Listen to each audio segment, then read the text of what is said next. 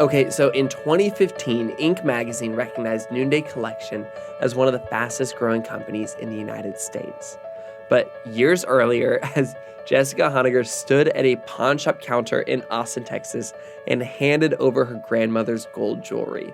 Her goal in that moment was not to build this huge, impactful company. It was a lot more personal than that. It was to fund the adoption of her Rwandan son, Jack, by selling artisan-made jewelry. And this first step launched a super unexpected side hustle that would grow into Noonday Collection. Jessica embarked on this new journey and teamed up with her very first artisan partner, a Ugandan jewelry maker named Jalia. And she saw the meaningful impact that Noonday brought to Jalia's community, and she knew that it was the right move, but at the same time, fear was totally creeping on Jessica as she realized that her success or failure meant the same for Jalia and her community. This week, I'm so excited to have Jessica on the show to have a conversation about what it looks like to move forward even when experiencing fear. We also dove into the difficulties of running a business, oh my gosh, it was so good to kind of get to have that conversation with her. And we also talked about how, because we have essentially the same personality type, we're both Enneagram 7s, if you know what the Enneagram is. We both love to have so much fun. In fact, we laughed a lot in this episode, but we also, I don't know if this is the right way of saying this, we we hate the process of learning how to grow as humans. And we're both trying, but it's such a journey. Jessica is super thoughtful. She's really fascinating, and I had a great time talking with her. This podcast is called Sounds Good with Branden Harvey. I am Branden Harvey, and every single week we have conversations with inspiring people who are rejecting cynicism and using their lives to make an impact. Sounds Good is not your typical 3 Steps to Success podcast. We ultimately don't host this podcast for the sake of leaving you with bullet points on self-improvement. We believe that our lives are more complex than that, and so we show up here on Sounds Good to ask big questions, to dive into nuance, and learn from each other's stories. So without any further ado, let's just jump straight into this conversation with Jessica Honegger.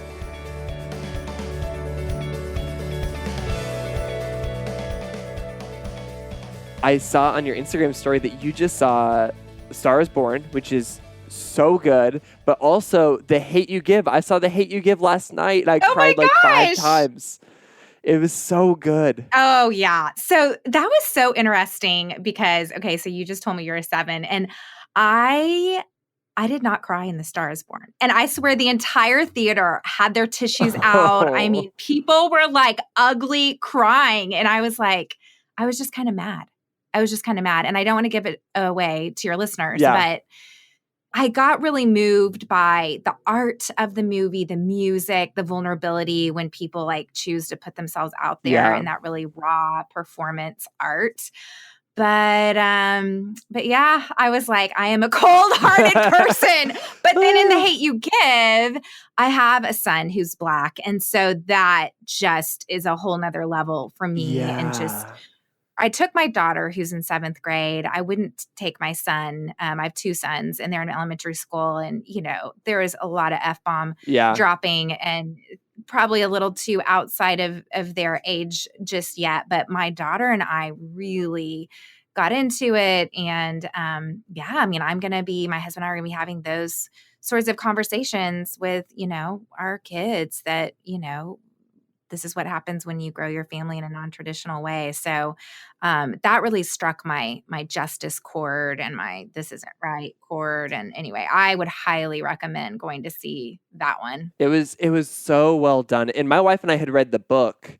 And I have not read the book. It's really good. Angie Thomas, the author, is fantastic. It's really engaging. I think you could still enjoy it if you already saw the movie.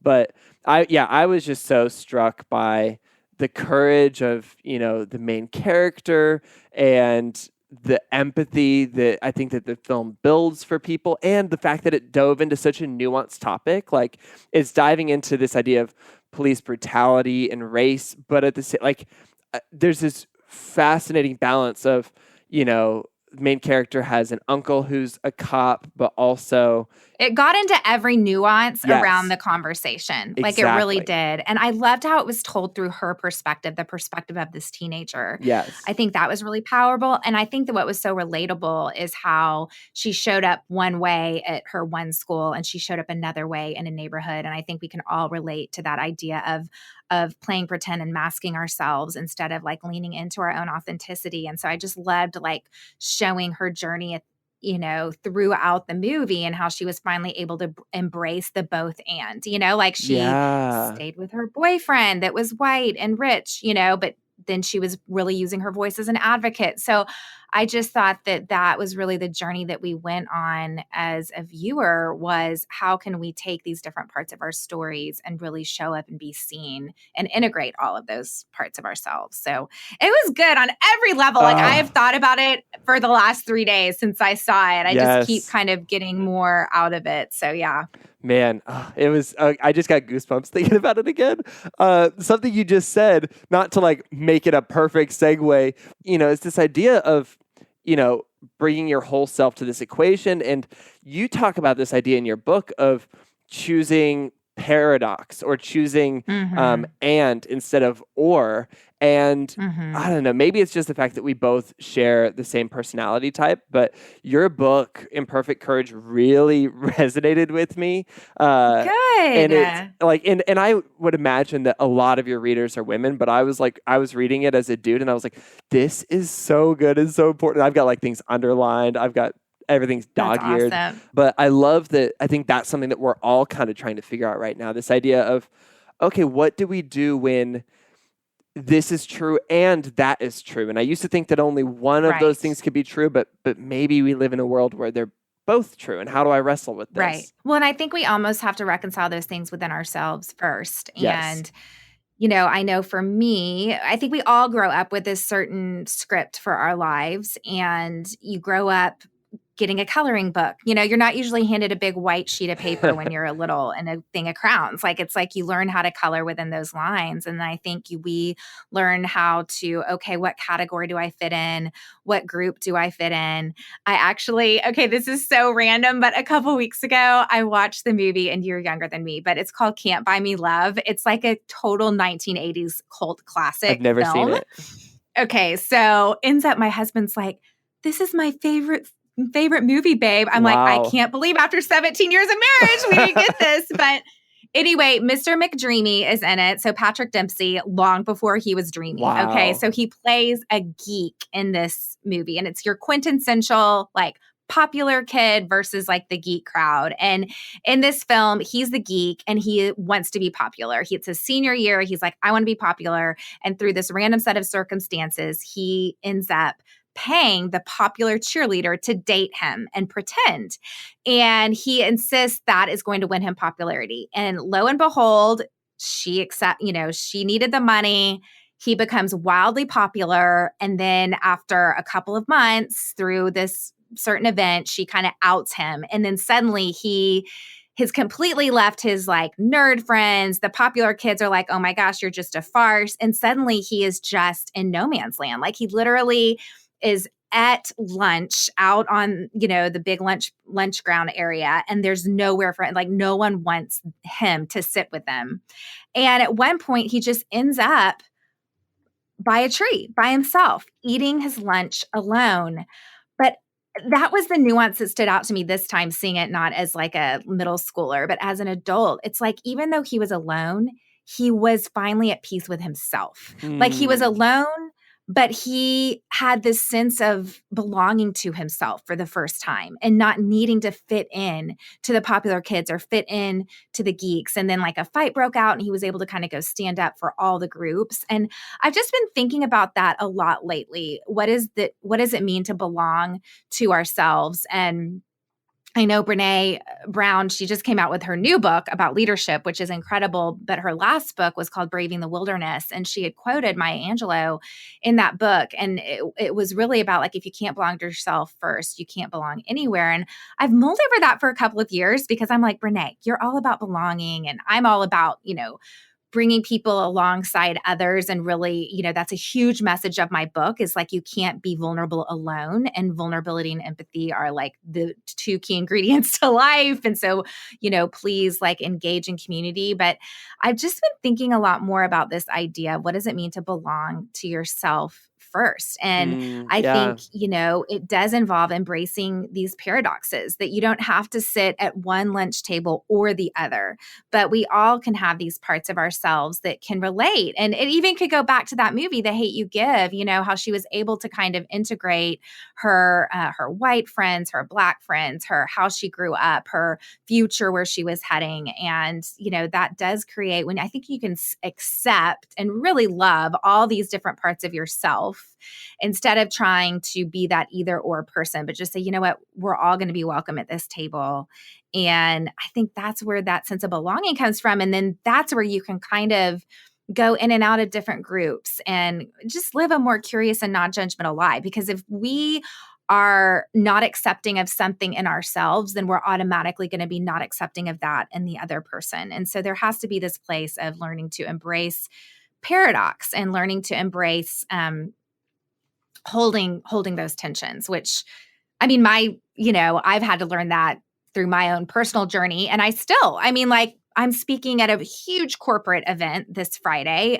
Reese Witherspoon and Brene are the keynotes. Oh my goodness. And I'm not on the main stage where it's like these panels that are still just hundreds of people, but it's very corporate. It's a very corporate environment. And I'm an entrepreneur, full on entrepreneur. And I find myself thinking, okay, how am I going to prove myself here? Like, I need to spend more time on LinkedIn this week. Should I wear my statement earrings? Should I play down my fashion side? And instead, like, I become aware of my tendency to want to play pretend. And so then that makes me dig in even more and go, no, what is it that I have to bring to the table? Why did they want me to come? It's not to try to be the corporate person, or it's not to take off my statement earrings. It's to be the both and, in this space. But I think that we have to become aware of those places where we want to play either or, so that we can learn how to embrace our full story. And you're saying that, and it's like almost like something in me cringes because I'm like, oh my gosh, I have to do that, because it's really hard, and there's always room for growth. Before we hit the record button, I was telling you about how my wife helps me grow and learn to feel more emotions and to actually, dive into things that are true about myself that I maybe don't fully pay attention to. And it's such a difficult journey to think about for me, it's thinking about my insecurities, which I normally just pretend don't exist, and then facing them head on instead of just pushing past them, saying, I'm going to deal with this as I continue to, live my life. I'm not going to let them stop me, but I'm also not going to fully pretend that they are invisible, because I think that there's something important to be said about confronting those things and dealing with those things. I think if you pretend that it comes out sideways, Yeah. And I know for me, I've been on like this big last year of leadership growth, and we had an executive offsite last week. I have about 5 people on my executive team. I know I haven't told my story yet, but the fast version is I run a fair trade accessories brand, and we have about 60 employees in our Austin office, and our exec team there's 5 leaders on our team. And last week we were doing some big picture planning for the future. And we had hired an executive coach to help facilitate, and we ended the 2 days, and we did not know this was coming. The executive coach said, okay, in our last hour, I have a form for everyone to fill out, and you're going to say these out loud to everyone. You're going to tell each person in this room what you want more of from them, what you want less of from them, and what do you want them to maintain. Oh, that's like, terrible. That was the wrap up. Wow. That was the wrap up. Okay. Oh, and no. Thankfully, we've done a lot of work this year as a team to where we have created this very vulnerable, safe space. But that was really next level. And for me, this is going back to you speaking about those insecurities. Like, I can often be experienced as defensive, which I hate. That if I'm given feedback, I'm not often like, yeah, that is so accurate. And tell me more. Tell me more about that. I'm usually like, yeah, but And I've been doing a lot of digging in, like, why do I kind of respond that way when, being a listener is a huge value of mine? And I think some of it is, as an Enneagram 7, like, the thought that I have brought pain to someone is extremely painful to me, because Yeah. I can't stand pain. So Yep. I'm just like, oh my gosh, but if I really take that in, then I'm taking in that I have been a cause of pain. And like the idea that there's even pain in the world is so challenging for me. So, Yes. and I'm just really quick on my feet. Like I'm just a quick thinker, talker, I'm an interrupter. I've noticed already during this conversation, I've interrupted you 3 times and I'm aware of that, Oh, but I I'm didn't like, even how do notice. I not do? Well, usually 7s, when we get together, it's like this unspoken rule that we're allowed to talk over each other Oh, and we don't yeah. experience It's what we're here it like for. that. We're here to make a party, even with Yes. just the 2 of us. Totally. So Oh. it's like knowing your personality, I'm like, we're cool. But, a lot of people do not experience it like that. Now I got to think about who I'm doing that with too. Oh my Wow. gosh. Yeah, Yeah. no, but I fully resonate with this idea that I don't want to hurt other people and I don't want to know that I'm impacting people negatively. Yes. But at the same time, I think that one of the healthiest things that I've experienced over the last year is learning. It sounds funny, but like learning how to regret things. If you had asked me 5 years ago, hey, Branden, what's your greatest regret? Which is like a question that sometimes people ask each other and is always awkward. And I always said, oh, I don't have a single regret. Every single thing I've done has led me to this point today. And now if you ask me today, like, I could create a huge list of things I regret and people I've hurt and mistakes I've made and things that I wish I had done differently. But I think I've been a lot more in tune with who I am, what is true, what is not. Like it's been really, really helpful for me understanding my life in not just a rainbows and butterflies kind of way. Yeah, that is really interesting because I don't often identify with this idea of regrets because I'm like, let's move on, let's move forward. But I like that reframe. And, that was one of the things we went through this year. My business partner and I was, a 360 feedback from the stakeholders in our lives. It said, here's how we experience you. And you can have the best intents. Like it might not be your intent at all to be someone who appears like they don't listen. Like maybe you actually are listening, but if you're experienced like that, it really doesn't matter. Like what matters is the perception is reality. And so for me to really receive this feedback and then really go, wow, okay, this is how I am actually experienced. And that's not how I want to show up. And then how can I, become more the best version of myself, but then, in a way where people experience me as a listener and as a collaborator and all of these things that I value. So it's been a really, really interesting process to go through, especially within our home office, because I can show up really differently among other stakeholders.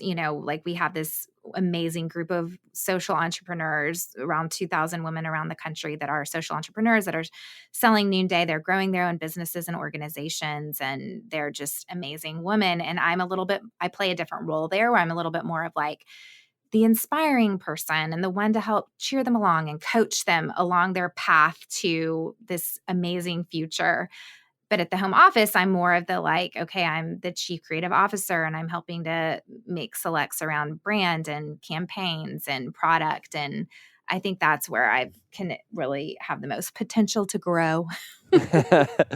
Well, I hear you on that. And I want to say that I really appreciate your vulnerability in saying that because I think that that's not an easy thing to do. And you really showed up in your book in that way. And I mean, I even remember you saying at some point that you wanted to write it from the height of, you kind of said transparently, you said, Yes. I wanted to write this from the height of victory instead of from vulnerability's terrifying depth. But you didn't do that. Like I guess bringing it back to the beginning of your book, I love that your book started in a little bit of a place of desperation. It basically begins with you in a pawn shop, pawning your jewelry and family heirlooms because you're like, we need cash right now. Like that's a really vulnerable place to begin a book. Yes, it is. And, I think my story in and of itself is is a vulnerable story, but I think that is really where life is lived. It's lived in the, I think we want to pretend like it's in the up and up and up, but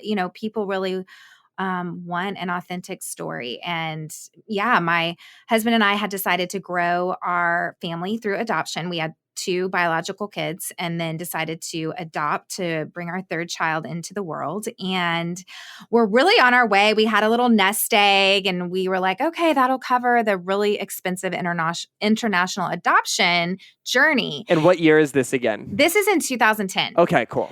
So we've started the paperwork. We've already spent money. The paperwork is like the Rwanda knows that, this is this journey that we're starting. And then about halfway through the process, my husband and I had been flipping homes at the time, and the recession hit Austin. The housing recession really hit Austin hard. And suddenly we had zero pipeline of people that were going to buy homes from us or sell homes. And that little nest egg was now paying the grocery bills. And soon we were putting the groceries on the credit card. And we had no money in order to complete this adoption journey that we had started. And so I knew at that point, well, I'm going to have to start some sort of side hustle in order to make this happen. And of course, that was mortifying when I thought about, oh my God, fundraising, asking my friends and family, like, here, I can't even afford to pay for the adoption. Why should I be adding a whole child into the family? And just like all those fears around how I thought I was going to be perceived. And some of my friends a few months prior, we had been in Africa visiting. We'd been in Uganda visiting. And part of it was just this research process we were on as we had decided, let's internationally adopt. And so we were doing research about it on the ground. And my friends living in Uganda said, hey, Jessica, we have started all these businesses for Ugandans, or we've helped them to start businesses. We really believe entrepreneurship is the way to help people emerge out of poverty.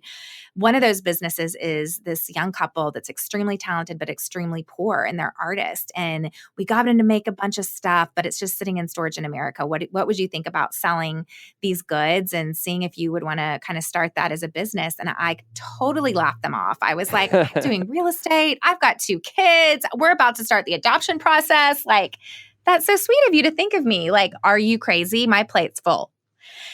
And then fast forward a few months later, we're broke.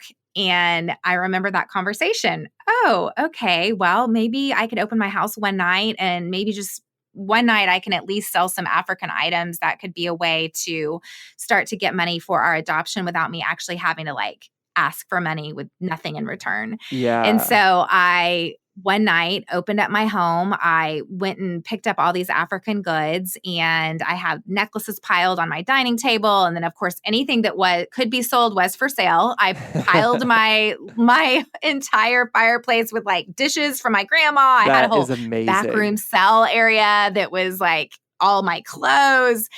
And I invited a bunch of friends over, and it was so vulnerable because I think whenever we have a party, 7s love a good party, and we want the more the better, right? So we want a lot of people to come to our party. And I'm standing in the living room and I'm thinking, what was I thinking? No one's going to show up. And if they do show up, look at how desperate this looks. No one's going to hire us to be their realtor now. I mean, and then what are people going to think about us growing our family when we don't even have money to pay the groceries? And I'm letting all of these fears run through my head, and I really almost canceled. This was a dumb idea. Dang. There's another way to go about this. And I'm so glad I didn't cancel, because women came. Women showed up. They wanted to use their purchasing power for good. They wanted to come alongside our adoption journey. And, I maybe a couple people thought well, I'm not going to, they're obviously not successful realtors. I mean, I don't know. Who knows? But I will tell you, oftentimes it's like that quote, what if I fall? But my darling, what if I fly?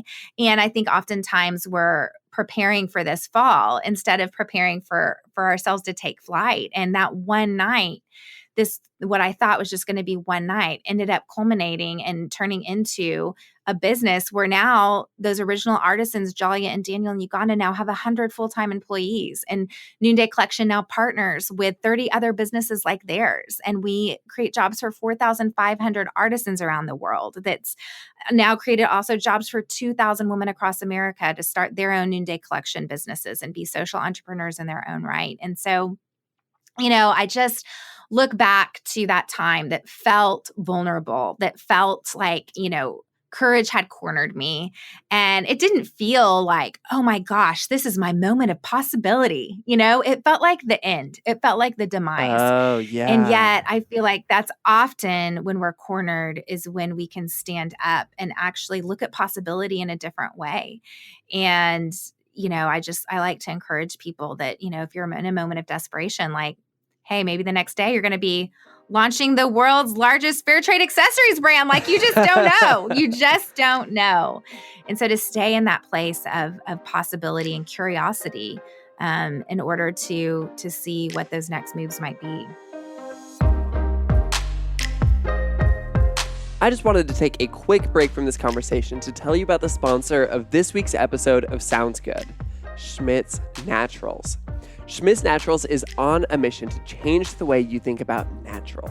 They make deodorant, they make toothpaste, they make soap. And what I love about Schmidt's is that they actually walk the walk.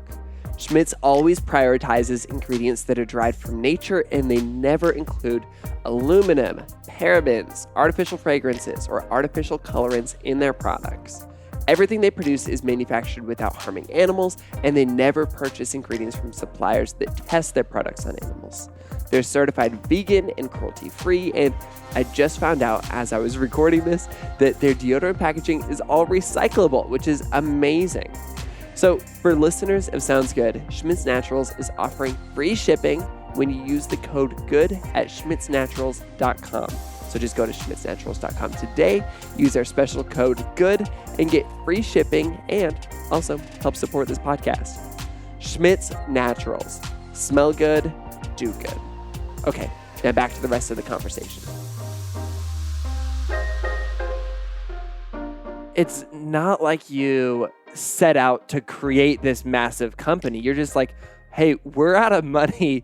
We need to do this thing. And it connected with people and it worked. I guess I'm curious, what were those next steps towards this? Because did you decide after that night, oh, I should do this again? Or where did things go from there? Yeah. So there was this one necklace that sold out that women were like, I've got to get my hands on that necklace. Whoa. Give me more of that.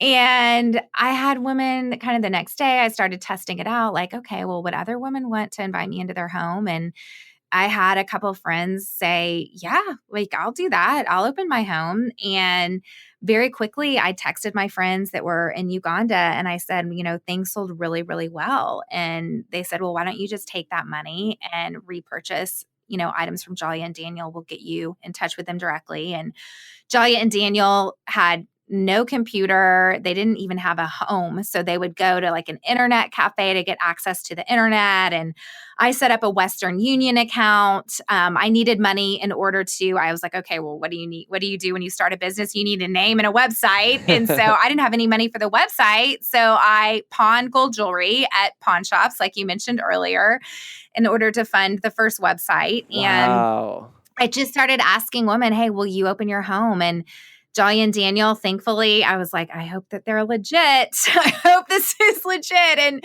because I started booking trunk shows or having women open their homes before I had product. And wow. thankfully it showed up. And so that was good. And then I just began to find other artisans. And, this is before, I feel like there's a lot more of a network of artisan businesses and handmade accessories. At the time, there wasn't, but I don't know, through friendships and I had previously lived overseas and understood a certain level of international work and international development, and had a little bit of a network. And through that was able to start to curate more artisan goods. And then it was about 8 months after that, someone contacted me who was also trying to raise money for their adoption and had just heard about me through Facebook or a blog and was like, I would love to start a Noonday Collection in Seattle. Is this something that you've thought about or that you're interested in? And I had set up my website with affiliate links just in case that it would expand in that way. So I just said, yeah, why don't you put together a comp plan? And so she did. And then we just started testing. And then more women were like, gosh, could I start this in my town? And So very quickly, I'd multiplied myself overnight and had around 10 ambassadors around the country that were now going and doing trunk shows and selling. And that's when I realized, okay, this is not a fundraiser anymore. Like, first of all, Yeah. you've raised the money. Second of all, now other people are going and, representing this brand. So you better show up for these people. And then we were about to go get Jack, my son. So the adoption process had still been going on, and that's a long waiting period. And it was about to be the time when I needed to fly over to Rwanda to go and actually make the whole adoption official. And that's when I realized is this going to be a business or a fundraiser? And I began reaching out to different people, and through that, met with one of my friends named Travis, and he said to me after about a month of meeting, I was just kind of meeting with him for some mentorship, and he just said, hey, what if we became business partners? And I went all in and lived off my life savings account to see if we can really make this idea into a scalable business. And that is when the rubber met the road, because it's one thing when you're pawning your own gold jewelry or you're like going off and, your friends are opening their homes. But it's another thing when someone's like, yeah, I'm going to live off my life savings account. Oh, yeah. But it probably kicks you into gear too. It makes you, It does. step up and take things a tiny bit more seriously too. It does. And I think that's really important for anyone who is wanting to grow a business, is somehow you've got to link your success with someone else's success, because it makes it inescapable. And I think as sevens, we're known as very good starters and not the best finishers. Oh my gosh. And Yep. I think for me, once like my future success was linked to Jalia and Daniels, and they were starting to hire people in Uganda. So Jalia's emailing me and she's like, oh, we have 5 new workers. And I'm like, oh my gosh, like I can't quit. And then, Travis, he has 3 kids, and one of them has Down syndrome. And so his wife was really taking the lead and advocating for him. And this was it for him. And as much as, it scared me, I think also there's something so powerful in belief. When someone believes in you, going back to A Star Is Born, I mean, that's so much of what that movie is about, was this musician who really believed in someone else. And sometimes when we are afraid, we can borrow courage from other people and borrow belief from other people. And I think that's what Travis really did for me. So as afraid as I was, which I was at that point, thinking, oh my gosh, if this doesn't work out, Travis is going to be homeless and I'm going to be responsible for him and his family's homelessness. Like that's how extreme I thought about it in my mind. And yet I think it does absolutely create this space where once you're committed to other people, like there's this African proverb and it says, if you want to go fast, go alone. And if you want to go far, go together. And I think for me, as someone who is fast, who talks fast, as you can hear right now, who walks fast. I mean, everyone knows when I get to the office, oh, Jessica's here, because I just like walk fast, I eat fast, I drink fast. And so for me, learning how it's not about fast, it's about going far. And, when we have a vision like Noondays, which is to build a flourishing world where children are cherished and women are empowered and people have dignified jobs, it does make you want to go far. And then when you link with other people, it makes a commitment there that isn't there when you're just a kind of a solopreneur. And so it's been a real gift for me. And, the first few years, it was so challenging for me to kind of hold that responsibility. I think as a 7, like I can feel so boxed in by other people relying upon me. And, what I've realized, it's not so much that, even though I've always kind of been a leader, it's not so much that I've wanted the responsibility of leadership. It's just that I didn't want anyone to be controlling me, right? I just was like, I just want to be in charge so no one else is in charge over me, because that makes me feel sort of boxed in. So that's just been an interesting journey to learn how to hold just my own growth as a leader, as we've gone from sort of that like starter entrepreneur, and I'm very much your quintessential like starter biased towards action, like, act first, think later.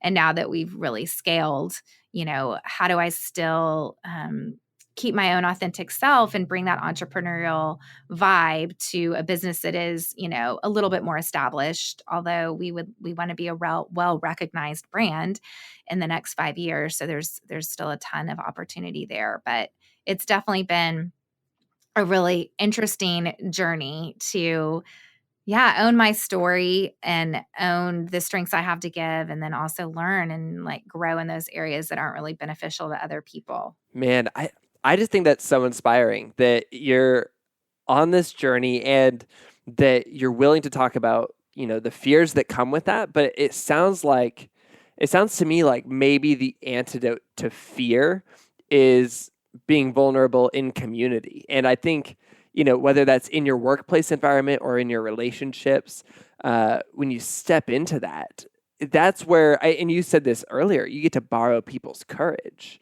And it sounds like that's been what's true for you a lot of these steps of the way. Yeah, I think that this whole idea of going together and linking arms with other people, and that is vulnerable. That's extremely vulnerable because, first of all, we don't like asking other people for help typically.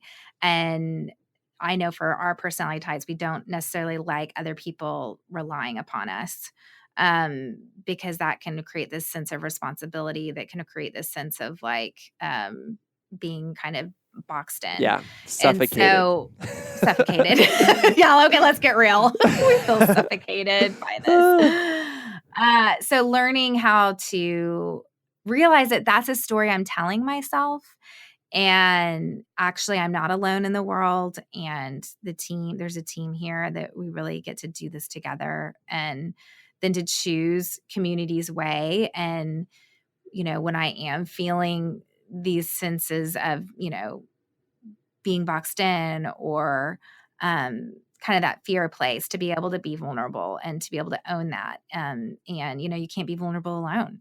The very nature of vulnerability is, being able to kind of step into a risk without knowing what the outcome is. And it's a risk because it has implications on others. And, I think that when we can own that, when you come to value vulnerability, and that vulnerability can't be done alone. And then, of course, when you create a space where that vulnerability is received with empathy, then I think that does really unleash a lot of courage. And, I've been really blessed in our community of ambassadors that we're really creating this culture of, take risks and, go for it, because you'd rather die trying than, die failing than die not trying at all. And Yeah. that's been really, really fun. And everyone has a different grid, like I travel so much internationally now that it's not a big deal for me to get on a plane. Whereas a lot of women that we travel with, because you get to earn trips as an ambassador and you get to travel, like sometimes it's their first stamp in the passport. And so it's very vulnerable for them. And so that's also part of vulnerability, is being able to kind of go, this is scary for me. And I feel like that's dumb because I know it's not scary for you. And to just go, you know what? It's not about that. Like, we all have these common experiences, and we all want to create a space where we can be safe to share, so that we can, you know, not hide and be our true authentic selves. Because if you don't have that space of safety, then you are going to create a culture of pretend, and where people aren't bringing their full self to the table. And if they're not bringing their full self to the table, then it's like an environment of disconnection, which is extremely shaming and isolating, which is not what we want. So to kind of bring this back together, and then I've got some sub questions within this. Your company does two amazing things, or probably more than two amazing things, but two amazing things in my book. You're helping artisans in developing countries because you're giving them jobs that are meaningful and allow them to grow and become entrepreneurs. But then you're also helping ambassadors, women in the United States, to basically start their own companies and to kind of have a little bit more freedom in their lives in the same way that you had early on. I want to talk about both of those things. Which one do you want to talk about first? Well, they're very much in parallel. And I love how Yeah. you use that word freedom, because it is funny that, sevens value personal freedom above all else. And that's ultimately what my business is about. It's about creating freedom for people. And, here in America, it is about creating freedom for women to be able to pursue a life of impact if that's what they want to do. If they're feeling, if they're at home and they're like, oh my gosh, I've like eaten one too many goldfish off my kids' plates today. Like, is this my life? Like I want more, but they also still need that flexibility maybe to not be in a full-time job. Like it creates financial freedom for them. So people are able to actually grow organizations and have residual income. And then it creates freedom for them to just live in this realm of possibility, to get to travel if they want to travel, and get to become these adventurous people. And then on the side of our artisan entrepreneurs, so many of the places where we work, it's 80% unemployment. It's governments whose infrastructures are not set up for social justice. It's places where women are extremely disempowered. And so the freedom that we bring there is just a whole another level of freedom. And when you give a woman a job, especially, she uses that money to bring freedom to her family, to her children, and, ultimately to empower her entire community. And so it really is about creating opportunity. How can we use our lives to create opportunity for others? And, even within our artisan groups, what I love is, maybe I'm thinking of one friend. She's an artisan named Addis and lives in Addis Ababa, Ethiopia. And she has just a really extreme story of exploitation and ended up in sex trafficking and on the streets. And eventually was able to find a job with the organization we now partner with that makes a lot of our jewelry that comes out of Ethiopia. And when she first got that job, felt she was so worried about getting fired because she was a little slow and she had, never learned how to do this before. And she was very insecure, and she just couldn't believe that people kept pouring into her and developing her. And now she's actually a manager at the workshop. And so she is now in that place of creating freedom for other people that are coming up behind her. And that really is what this is about. And it's like incredible when I think back to that one trunk show and standing in that living room alone going, this was a very bad idea. And I thought that only because I was afraid. I was afraid of what people were going to think of me, honestly. Like at the end of the day, like I think that's what it could kind of boil down to. And yet if we live into that, and if we live in trying to just control how we want others to perceive us, and we don't show up in that vulnerability of like, yep, we're broke. Yep, we're going to adopt. Yep, I'm going to invite you into my home anyway and let you see all of that messy story. Imagine we don't know what our no's are costing us, right? You don't know what you staying in that place of fear is actually costing other people. But when you start realizing that you are the solution to the problems that you see, when you start realizing that you playing small, you holding back, you living into those fears is actually robbing the world of what you have to give, I think that's when you start living a higher stakes life, and it's very convicting when you start looking at life through that lens and start seeing your life in connection to other people is really powerful. I think that's why that A Star Is Born just bothered me so badly. It just really bugged me because I'm like, no, like we've got to know our worth, and we've got to show up and like understand the impact that we have on other people, and that's what it's all about, and ultimately we're having an impact on people whether we realize it or not. So you might as well wake up, realize it, and then use it. Use it for good. Well, and I love the fact that you talked about privilege in your book, and this idea that we are so privileged and we get to use our affluence and our privilege as a force for good. And I think, there's so many degrees of that, as a white, straight, middle-class dude, I have a lot more privilege than other people do in the United States. But also, just as Americans, we have a lot more affluence than people in other countries. But even, like the woman whose story you just shared, as she rose up the ranks and as she kind of stepped beyond her fear and took this opportunity in a leadership position at this company, like, she now has a level of privilege that she gets to use and advocate for other people and use it as a force for good. And we all have those things. And if we can just step into that, like that's a game changer. It's a gift. It's a gift, yeah. And you have to choose, to quote one of my favorite activists, Brittany Packnett. She says, "Hey, you have privilege. How are you going to spend your privilege? It's like money. Like you get to spend it, and you can use it for yourself, or you can use it for others." And I love that you dove into this idea of how can you use it for others. Yeah. And one of my dear friends, Latasha Morrison, she used to live in Austin, and she's African American, and she started this whole group to really talk about issues around race, which I think when we think white privilege right now, at least in America, I feel like that is the very relevant conversation is around race. And she invited me to march in the Martin Luther King parade one year. And I thought, oh my gosh, I'm allowed. I had used my white privilege as this like excuse, like I'm supposed to just be like at home mourning at what I've basically done, to my country. And she's like, no, of course, like we want you to show up, like show up. And just that very idea that our presence matters, our presence matters, right? We live in this Evite era where we don't even open Evites half the time anymore. Especially I've got 3 kids. I'm getting birthday party invites. You're getting school invites, all the things. And we've forgotten that the old days of hand calligraphy, of letter pressed envelopes. And, back in the old days, I was talking the old days like me, but like back in the really old days, the only way you would communicate is actually by letters. Like if we're talking like, Jane Austen days. And, I think about that and how we are invited. If we could really take this invitation that we've been given to actually show up for our lives and to realize that our presence matters.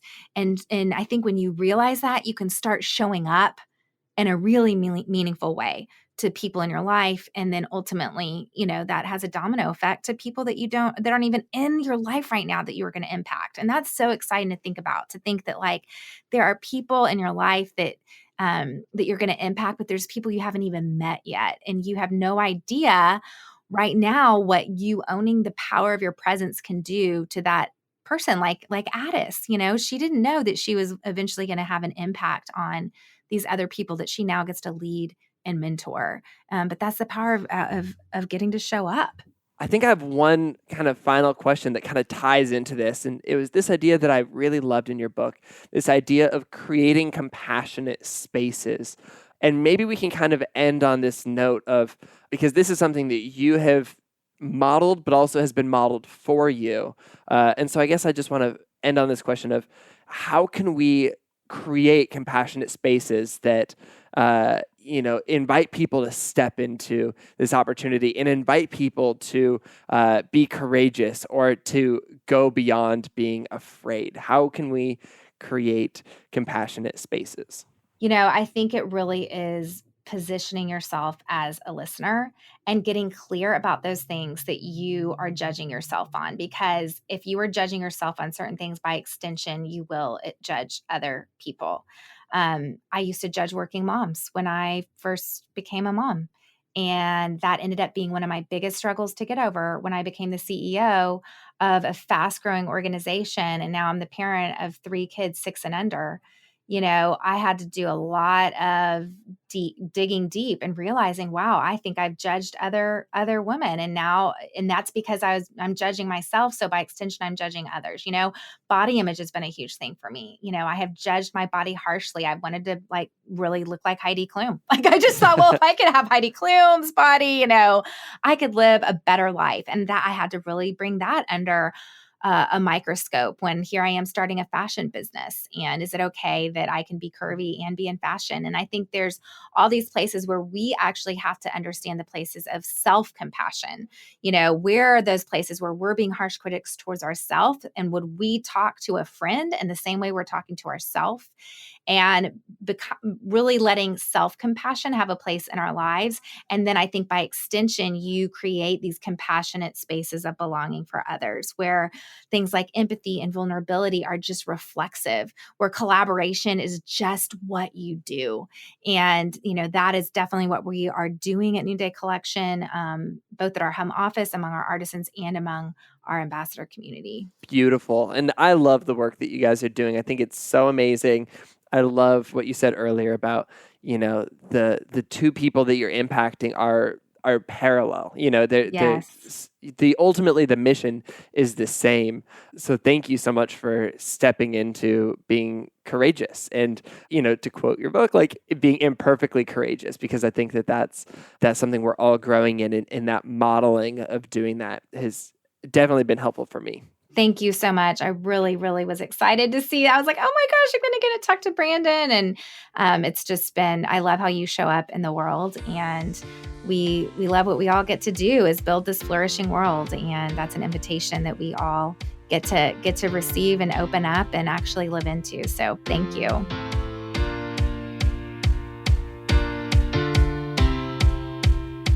Man, that was such a fun time. If you want to dive deeper into Jessica's story, I highly recommend checking out her new book, Imperfect Courage. It's available everywhere, and I personally really enjoyed it. You can also learn more about Noonday Collection by visiting noondaycollection.com. And while you're at it, make sure to follow Jessica on social media, especially Instagram at Jessica Honegger. If you're new to Sounds Good, we would love for you to stick around. I think that if you like this episode, you'd also love my conversations with Ashley Lemieux and Katie Myler. You can find both of these episodes and more than 100 other episodes by searching for Sounds Good wherever you listen to podcasts. This podcast is created by me, Branden Harvey, as a part of Good, Good, Good, a community that believes in the power of celebrating good news and becoming good news. Chad Michael Snavely and the team at CM Studio edit and mix the show. You can get lots more hopeful stories on social media by following us everywhere at GoodGoodGood.co. We also create a beautiful quarterly newspaper that celebrates the people, ideas, and movements that are changing the world for the better.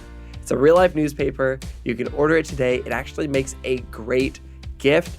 Check it out and see what else we do at Good Good Good by visiting goodgoodgood.co.